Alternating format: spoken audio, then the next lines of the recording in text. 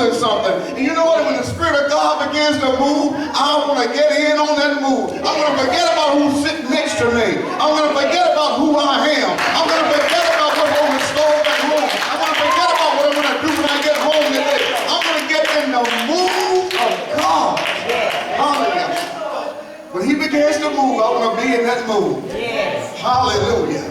I don't want to be left behind. I don't want somebody else to get my blessing. Oh, no. This is the time. And this is the place. Saints, what we have to learn to do is, in these last days, and Brittany, you said it so true a few weeks ago, a couple weeks back, we get so distracted. And I found that when God begins to speak to me, and it's not just a one-day thing. I've learned that this thing goes on for weeks at a time. And I find I get quiet, I don't talk a whole lot, and I just kind of picked up on myself, my own mannerisms and habits. It's when God is speaking, I can watch television, and I'm not really watching television. I can be on the computer, and I'm not really focusing on what's on the computer. When God begins to speak to us, I want my ears to be tuned in, to be open. And God will speak to us in many ways and at different times. He does speak to us. Oh, bless his name. And I asked the question today, what has God said to you? What has God said to you? Now understand this, when God talks to us, first of all, he talks to us about who? Us. About me. That's what I've learned. God lets me know that it's about me first. And when God speaks to you, he's not always speaking to you for someone else. He's speaking to you for you. Whether it's good or whether it's bad, he's speaking to you for you. Oh, bless his name. And then what God does after he speaks to us, if there's any doubt, anywhere along the way, what God will do sometimes, he will send a confirmation.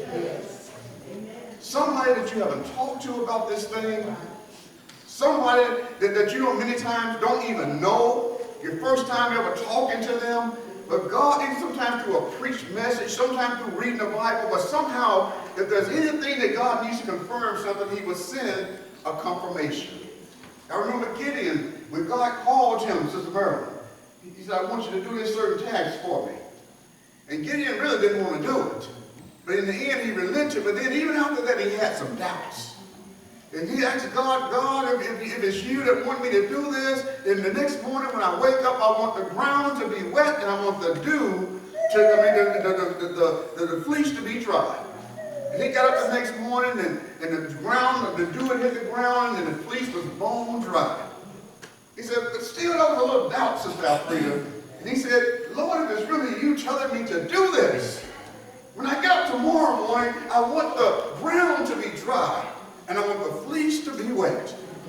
And he got up the next morning, and it was so as he had said. When the ground was dry, he wrung a bowl full of water out of the fleece. Oh, God knows how to confirm. He knows how to let you know that it's me that's talking to you. It's me that's leading you. It's me that's guiding you. Oh, he has a way of letting you know, and you can't get out of it. Oh, Gideon tried his best to get out of it. He hid behind a barn the first time, but God wouldn't let him get out of it. Oh, no.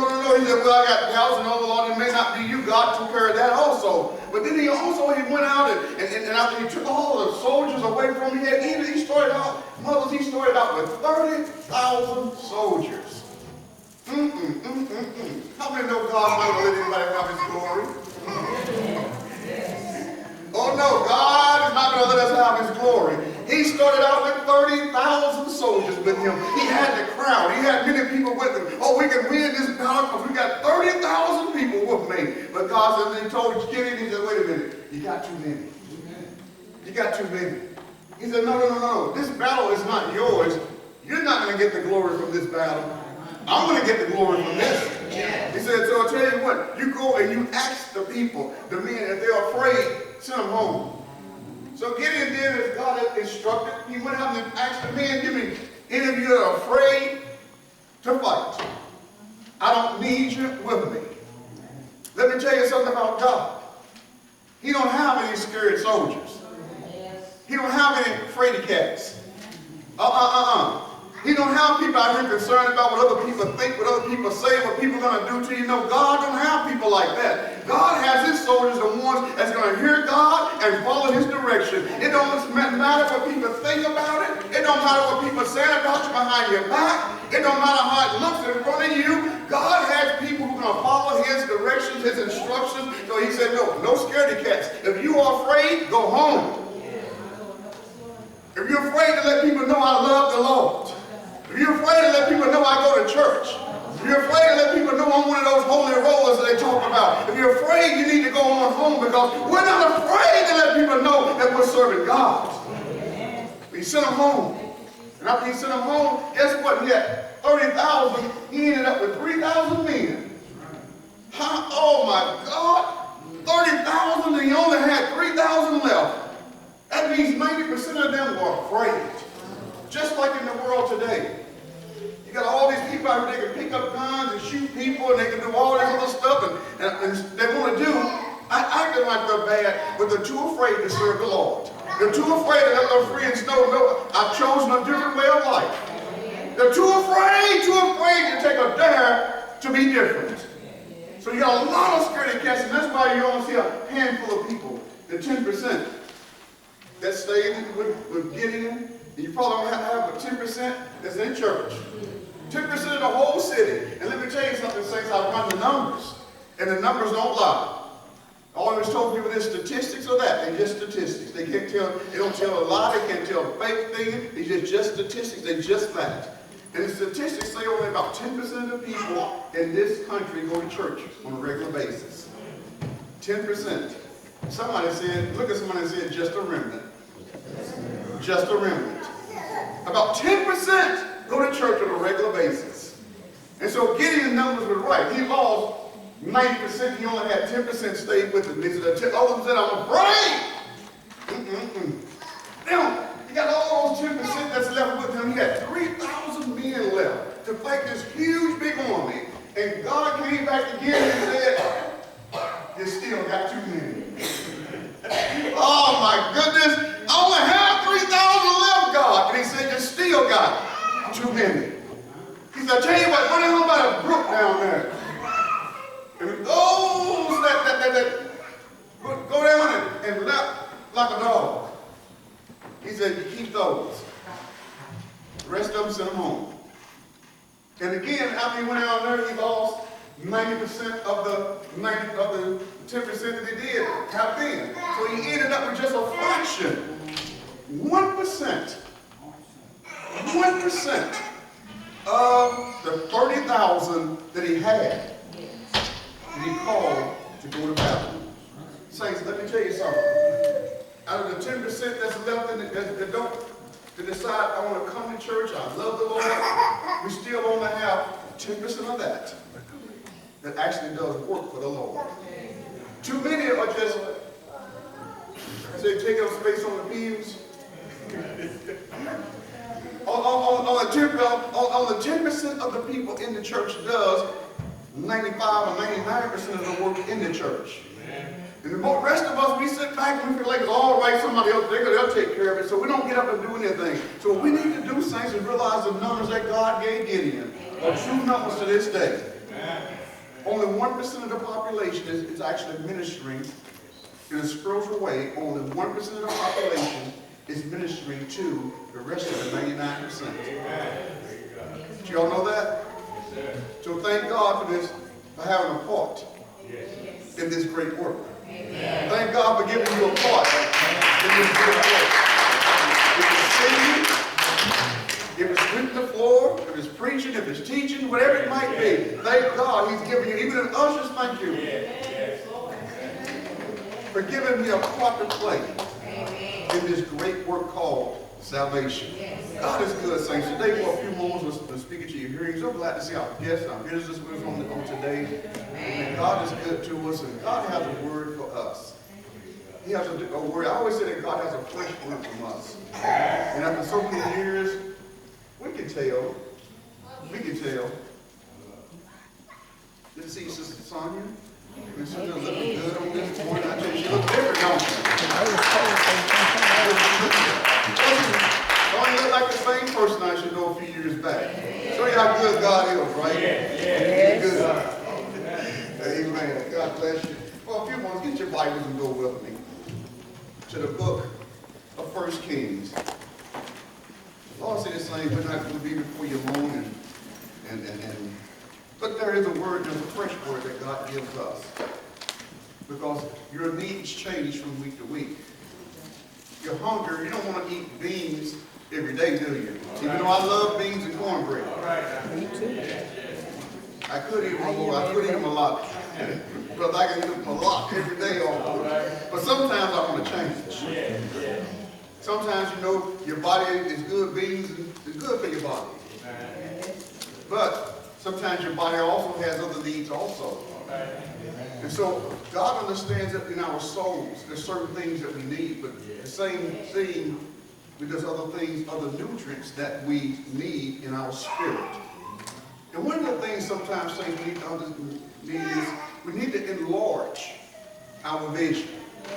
And when I say enlarge, I mean we need to see, most of us go through, Atlanta, we go through and we see through a tunnel vision.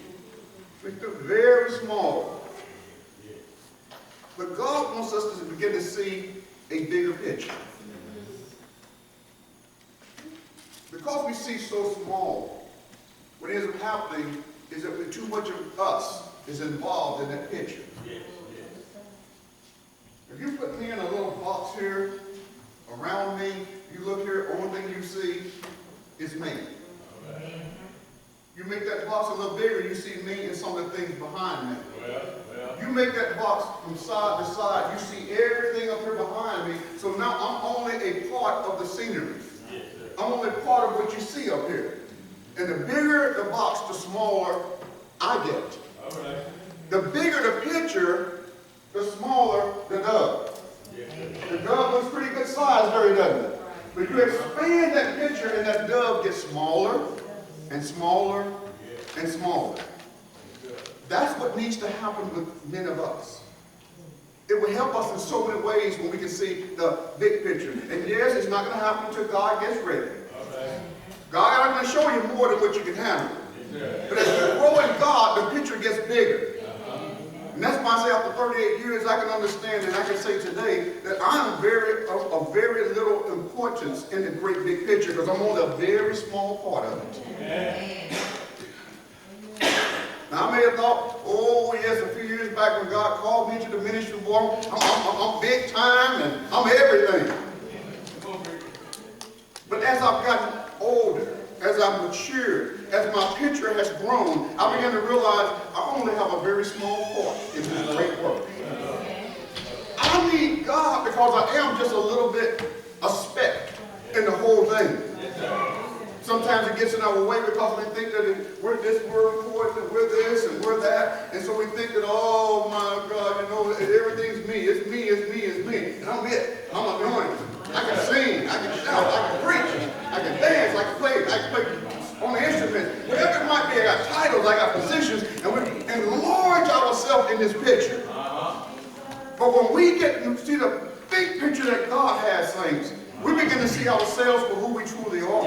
We're just a small speck on this thing. Don't give yourself an over-importance of yourself. Don't do it. Because we said earlier, God doesn't give anyone His glory to anybody. He's not going to do it. He's not going to share it. And I don't want to share it. That's why we always say, to God be the glory. To God be the glory. And to God be the glory. For what? Things He has done. Amen. Give Him the glory.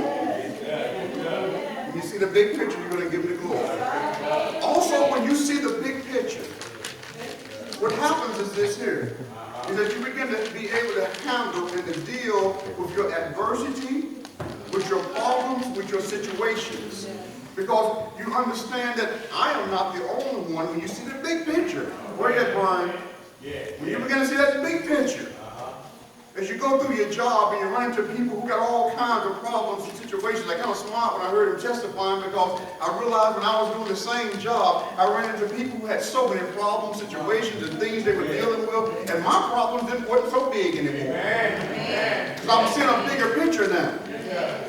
And when I see other people going through and having situations they can't deal with and all this going on, I begin to realize now, saints of God, I can go through and I can take what I'm going through.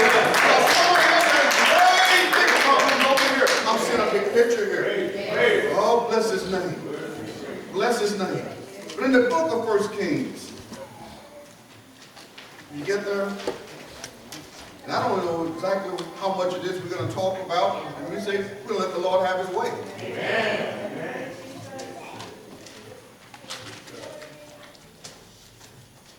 But here in the book of 1 Kings, I think it's the 18th chapter, 19th chapter. I can't remember exactly where the particular part I was reading at. Where you don't have to stand. You can be seated. I'm not going to read all of it on today. Thank you. As you read there in the 18th chapter, it's about the time where Elijah was having a lot of trouble. God was dealing with him in a certain such a way. He had already spoken and said, it's not going to rain in Israel. All right. Because you're hard-hearted and stiff-necked. He said, it's not going to rain. God, and the Bible does know that God did not say this. Elijah called for this. Yeah. So God honored the word of Elijah. And what happened was that as he was here, it hadn't rained in a long time, and so Ahab comes in, and Elijah comes up and he meets King Ahab and told him to meet him here. They meet at this one particular place, and Mount Carmel, and King Ahab said, so you're the one. He'd heard about Elijah, but he had never met Elijah. He said, so you're the one that troubled Israel. In other words, you're the one that called for this drought. You're the one that's saying all this stuff about how we're wrong and this and that. You're the one who's causing all the problems here. And then Elijah looks back at the king. It didn't matter what title or position he had. He said, I'm not troubling Israel, but you and your fathers have troubled Israel. Because you have not obeyed the commandments of God. So you're the one that's troubling Israel. You're the one that's bringing all this bad things and all the droughts and everything else. You're the cause of all of this, King Ahab, and not me. So they went on and had a little discourse going, coming. Now remember, it hadn't rained for 42 months. 3.5 years, no rain. Let me tell you what happened in 3 years when you don't get rain. The ground begins to dry. The streams begin to dry up. There's no food that can grow. Water is essential for life. Water became so precious because there was no more falling from the sky to replenish down here. So 3.5 years you had no rain. And it was a drought situation. People were dying. Everything was tough. And so what ended up happening was you found that the land was in a dusty situation. There was nothing but dust. Nothing but dust. Look at somebody and say, sometimes the dust is stirred in your life. Yes, it is. Sometimes the dust is stirred in your life. Now, I'm telling you something about dust. Dust is not a good thing. Especially some of us who have allergies. Anybody ever allergic to dust mites? Anybody ever got tested for allergies? Okay, everybody got tested for allergies, raise your hand. Okay, anybody allergic to dust mites? Keep your hand raised if they told you you were allergic to dust mites. I didn't believe them at first, but I said, wait a minute, it's back in it's right. Because I remember about 3 years in a row, around the 4th of July, I was stopped up, oh man, head everywhere, all over. 3 years in a row around that time of year. And I found out that dust mites are the worst in in dry time of the year. So that kind of confirmed what they were telling me. You're allergic to dust mites. So dust brings a lot of problems with it. Dust gets in your nose. It makes sure it's hard to breathe. Dust gets in your skin. Dust gets in your hair, women. Am I right? Dust goes around. And what dust does also, especially when you have dust that's stirred up. Yes, sir. I remember I've been in a dust storm 2 times in my life. First time I was in the service, and we call it tent city. We were camping out. We were in military training, desert training, because we were getting ready to go over and take care of Iran at that time. I didn't tell Mama what was going on. For 3 months we were in training. I didn't tell her. She said, I knew, because I got a headache that wouldn't go away. But we were in training, getting ready to go to war against Iran at that time. We were in desert training, and we was out there in the desert, and we had a sandstorm. And you hear about these things, you see these things on television, but you find out the sandstorms that are true. It's just what they depict them as on television. You can't even, I couldn't, it was right standing right here, I couldn't see Sister Nanette. It's how bad it is in the middle of a sandstorm. Sand will take away your vision.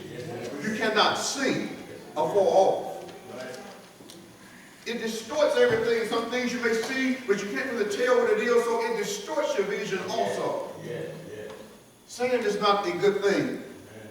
Yes, we need it, because they make these glasses that I'm wearing from it. Y'all know that? So that's a good benefit to sand, but in this instance, sand is not a good thing. Sand also gets you to a point where you cannot see forward. You can't even move forward or go forward because of the sand. The second time we were in a sandstorm was my wife and I were on a honeymoon. We was going, I think it was on our way out to or coming back from California, and we got in the middle of a sandstorm one night. Man, and we couldn't see at all down the road. So just in the middle of nowhere, out in the middle of nowhere, we found this Ian just sitting there. Look, in the middle of nowhere, wasn't a town around, just this Ian sitting there. So we went ahead and bumped in for the night because we couldn't see anything because the sand just distorted everything. Couldn't see the road, couldn't see anything. And we got out of the car to go inside the hotel, and the sand was blowing so hard that it started to hit your skin and hurt your skin. So I recognize this sand when it's been stirred up. Really affects you, affects your life, those things around you. It distorts your view in everything because you cannot see in front of you, so you cannot move forward. And sometimes it's to the point where we can't even recognize what's in front of us, good or bad. Danger could be in front of you and you never see it because when the sand gets stirred up, you can't see it. And danger could be literally 2 foot in front of you and you can't see it. But also there could be something good about 2 feet in front of you and you can't see that either. So sand distorts everything. But as you look at the story that we're looking at on here today, the sand had been brought about in a dusty situation because there was no rain. None at all. And so Elijah came about and he told King Ahab to meet me at Mount Carmel. So he met him there, and they went through a little obligatories, and he accused Elijah, and Elijah didn't accuse him. Elijah told him the truth. You're the one that caused this.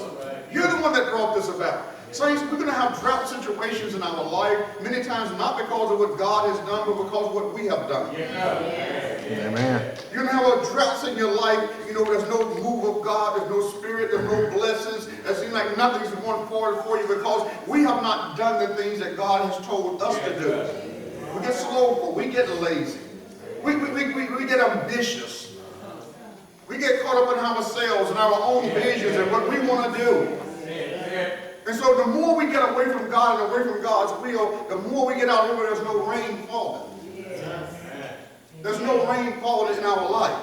There's no spirit moving in our life. So we find ourselves in a drought situation where I want to hear from God. I want God to make me happy. I want God to bless my soul. I want God to lift me up and pick me up and make ways and open doors. But it's not happening because we're in a drought situation. God has been so long since you've done something for me. You're in the middle of a drought.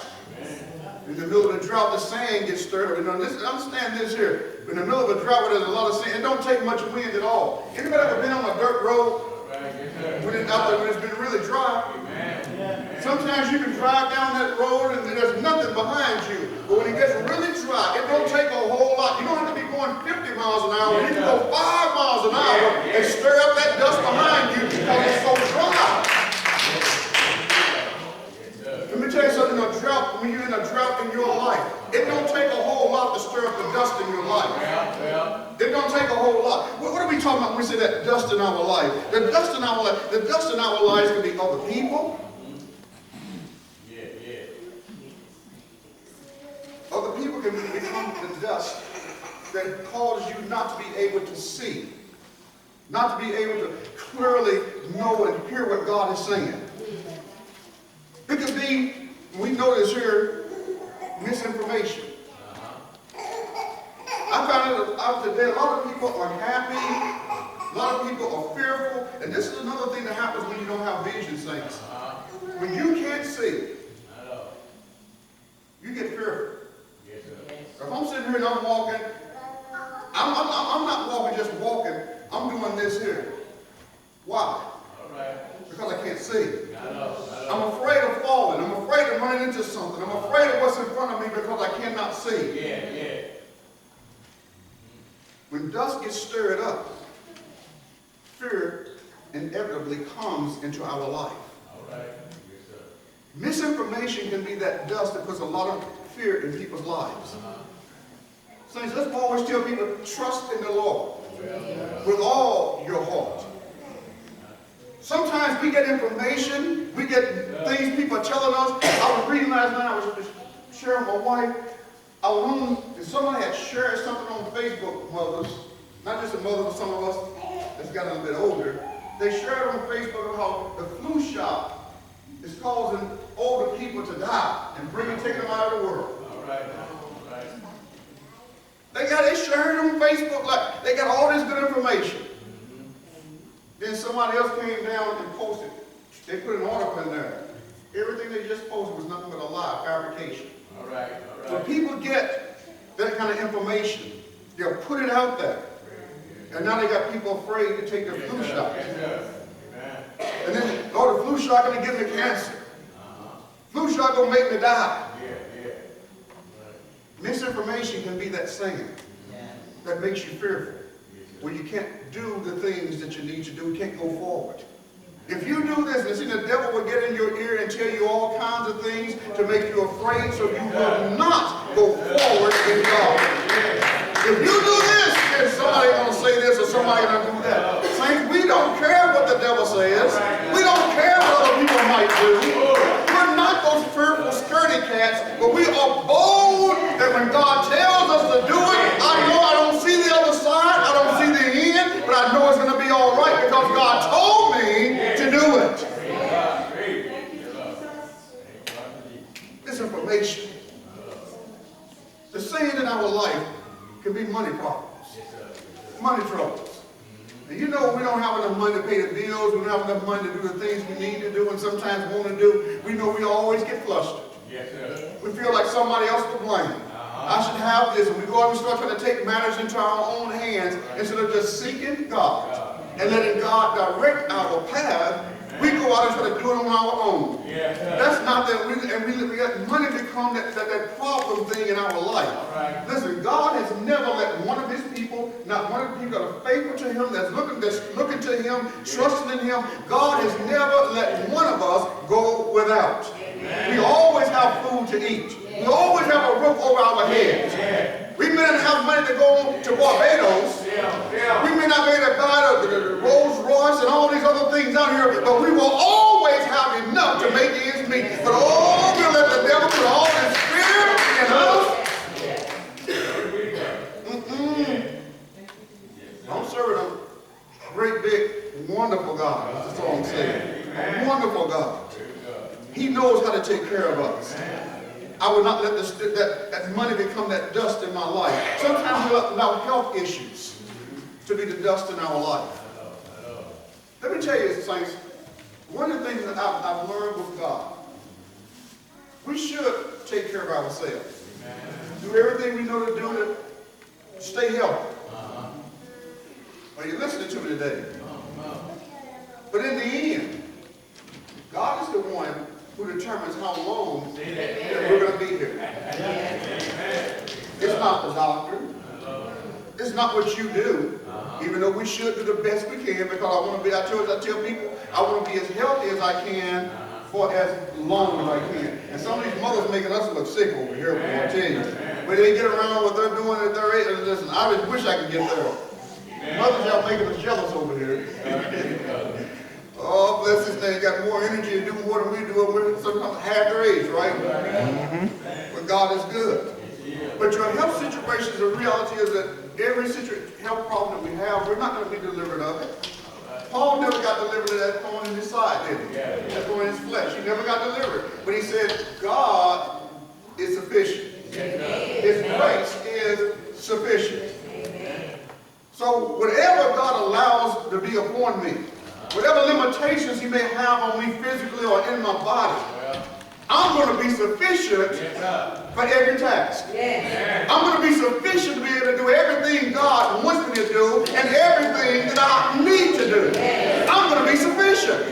So I'm not going to let health problems become the dust in my life. Because you can let that dust get stirred up and you allow it. And then when it gets stirred up, you know, we already talked about what happens when dust gets stirred up. So I'm not going to let the my health issues become the dust in my life. We allow relationship problems become the dust in our life. Saints, let me tell you something. You can go to heaven without a man and without a woman. You don't have to go out here and put up with a man that's got Eric, Jane, and Sally out here on the side. Amen. Women, you know we put up with that stuff, don't we?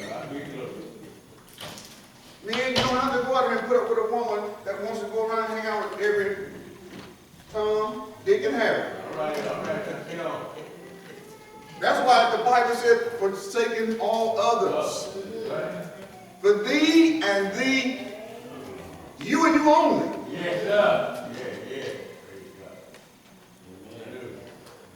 Relationship problems, raising the kids, spending the money.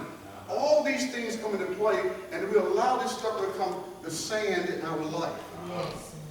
That clouds our vision. That won't let us see and be able to move forward in God. Those are things that we can overcome. Our enemies, our job situation, our children, misinformation, lack of knowledge is a big one, saints. It can become that great sandstorm in your life. Because we do not seek knowledge the way the Bible told us to. I've never seen, and saints, and let me say it because it's only us here today. We have a huge problem in the black community that we don't get and seek out knowledge and information. We are so inclined to listen to what people say and run with it. It becomes gospel because so-and-so told me. And I can remember ever since I was a kid, they used to call me Einstein. When I was in the Marine Corps, the military, they used to tell me, I always say, well, we can go to Arthur, he always got his face in a book.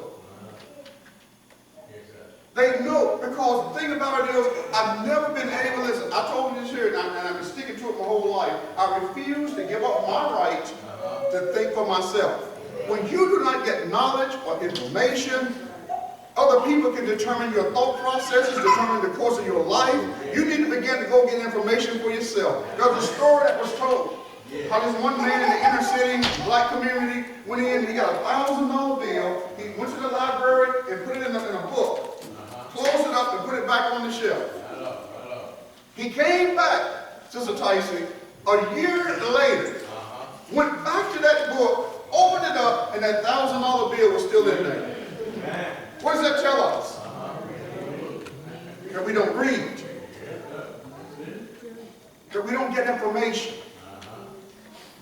Google the best friend we ever had. You can go to Google and find out anything. Just Google it. It pulls up all this stuff. You can go in, you can cipher through this and that. But there's a lot of stuff out there, but we tend to just wait until somebody tells us. You know what happens when people tell us stuff? It's not true many times. Because once I tell Shirley can tell Mother Shaw. Mother Shaw can turn around and tell my little sister. My little sister can tell Sister Merlin. And all the way down to my mom. But by the time you get from Sister Shirley back to my mom, I guarantee you it's changed.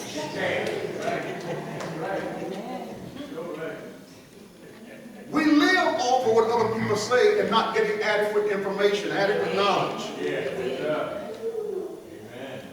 And everywhere in life, every aspect of life, people, they play on us. The bankers play on you because you don't have it.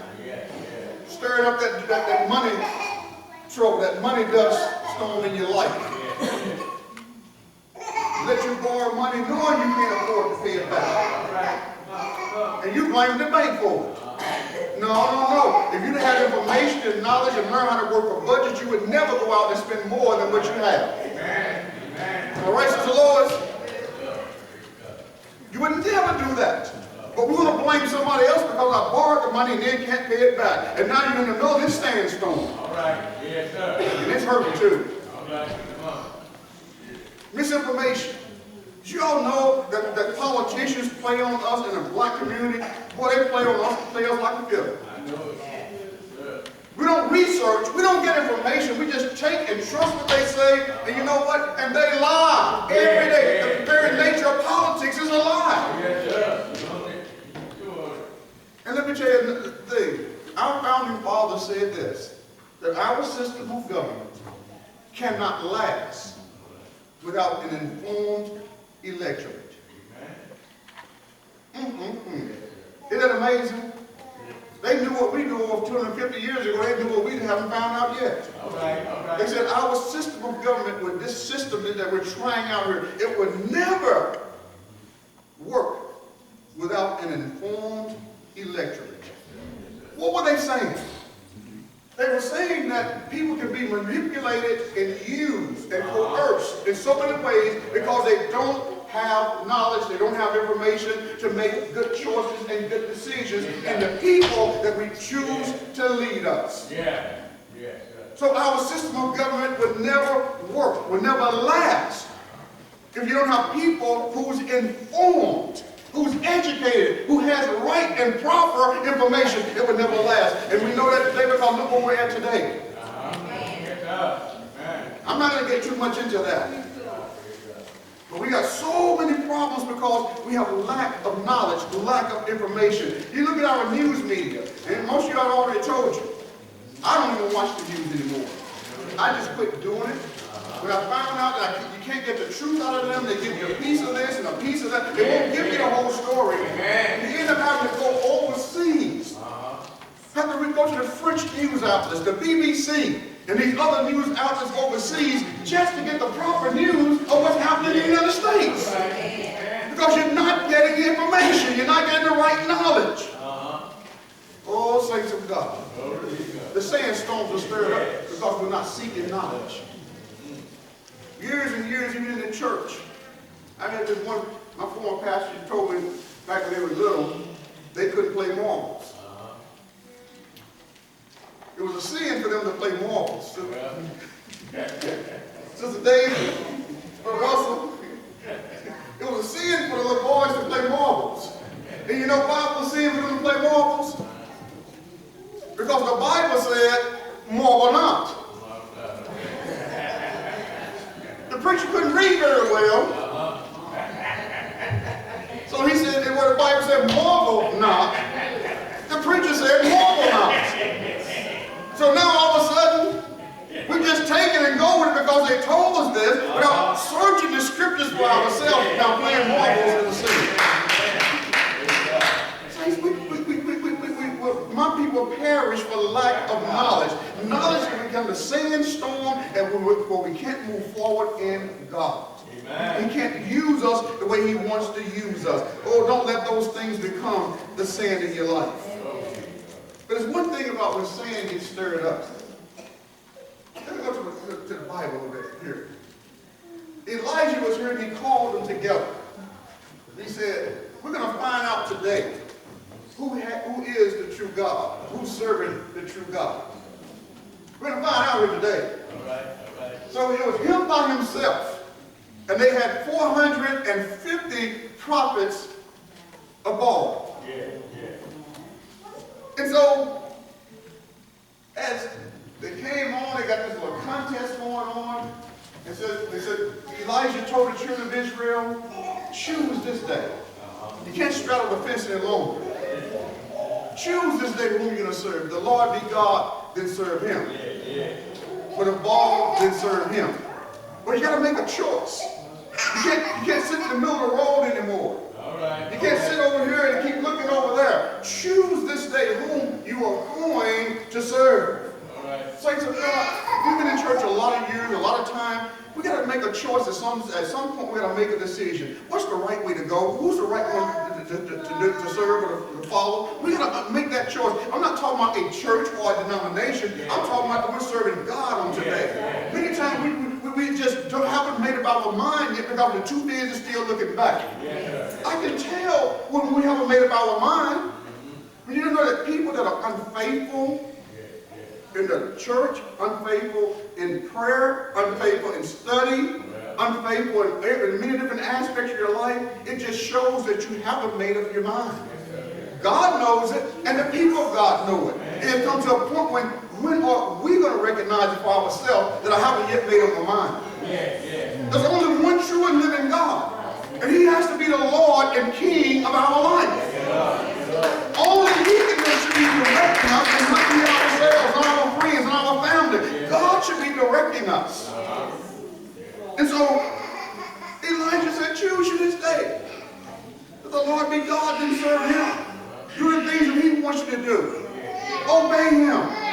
But if Baal is God, then go over and serve Baal. So they said, okay, we're going to find out who's the true God today. So he told the prophets of Baal, they went out and they did their little thing, and they began to call on Baal and tell him to do this. And said, and I tell you, he said, this is going to be the sign. Whichever God answers by how? Answers how? By fire. He is the God. Whichever God answers by fire. So the prophets of Baal began to get out there, they began to chant and everything else, and nothing was happening. And so Elijah began to mock them. He said, well, he's God. Maybe he's talking to somebody else. Maybe it occurred, picture, he's out on a journey. Or maybe call a little louder because maybe he's asleep. He was mocking them because he knew there was nothing to that false God. The same way today, saints. Oh, bless his name. We know there's nothing to these false gods. I don't want to call any different religions out here. But let's get this Muslim religion, let's get it out there and let's put it out there for what it is. They go into this thing, they indoctrinate our young men in prison and some of these women too now. And tell them that Christianity is for white men and white people indoctrinating us. Oh my God, and we're falling for this left and right, and we're serving Allah. And Muhammad is the Son of God. No, it's a false religion. And when they start calling on Allah all they want to, I can mock them because I think Allah is not going to answer you. Muhammad is stinking, he's decayed, and then nothing left. Probably his bones are even dried up and turned to dust. He's been dead so long. But the Savior, the Son of God that I serve, he rose from the grave on the third day. He got up with all power in his hands. Never to die again. And told me that if I live right, if I do right, I'm going to get up from the seat. Oh yes. So I'm putting out today that Islam is a false religion. Muhammad never did one miracle. He never raised the dead. He never opened blinded eyes. He never healed the sick. He never made the dumb speak. He never walked on water. He never changed water to wine. But Muhammad never did anything that had power of God to do it. He's the Lord Jehovah Jireh. He is the true God. And beside him there is none other. The God of Abraham, of Isaac, and of Jacob.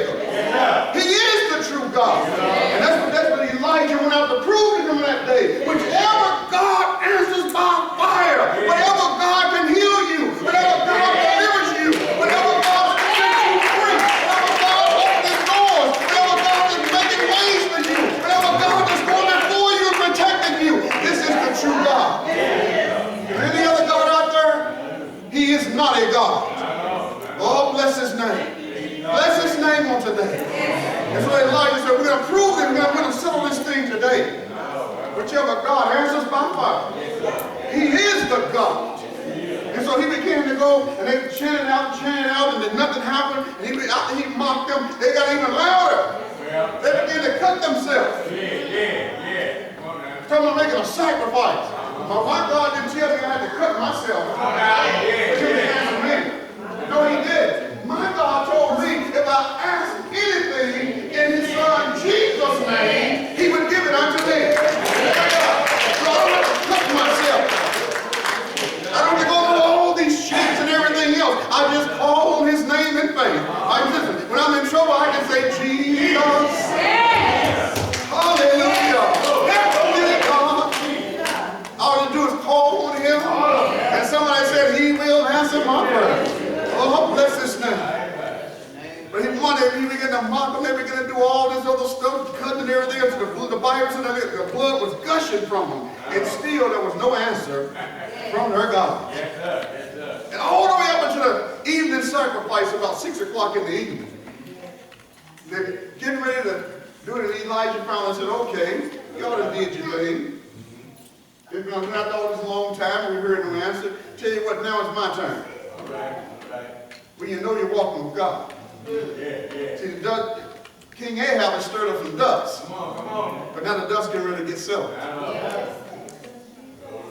He came out. He said, got the meat ready, got the wood ready. He got the animal, the cow, whatever beast they had to sacrifice, cut him up, put him on the altar. Then made a trench around the altar. Made a trench, Sister Brittany, around the altar. What's this trench for? What is he making a trench for? He said, after that he told him, go get me a barrel of water and pour it in the trench. After that he said, go again, do it again. They got another barrel of water, pour it in the trench.